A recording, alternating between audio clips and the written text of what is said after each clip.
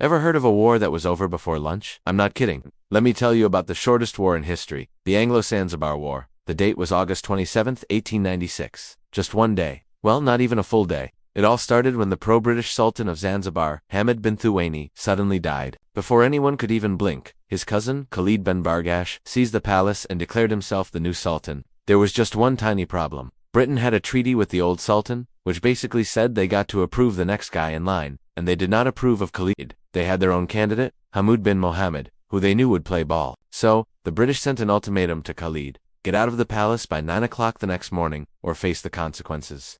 Khalid, probably thinking they were bluffing, fortified the palace with about 2,800 of his men, armed the sultan's personal yacht, and basically said, make me, big mistake. At 9 o'clock sharp, the deadline passed. At 9:02 a.m., the Royal Navy, with 3 cruisers and 2 gunboats anchored in the harbor, opened fire. And when I say opened fire, I mean they unleashed a biblical storm of high explosives. The wooden palace didn't stand a chance. It was pummeled into dust and splinters. The Sultan's yacht was sunk almost immediately. The whole thing was over in just 38 minutes. That's less time than it takes to watch an episode of your favorite show. The aftermath was incredibly lopsided. Over 500 of Khalid's soldiers and civilians were killed or wounded. On the British side, 1 sailor was slightly injured. That's it. Sultan Khalid managed to escape through a back exit and sought asylum at the German consulate. He eventually lived out his days in exile. The British quickly installed their preferred sultan, and things went back to business as usual.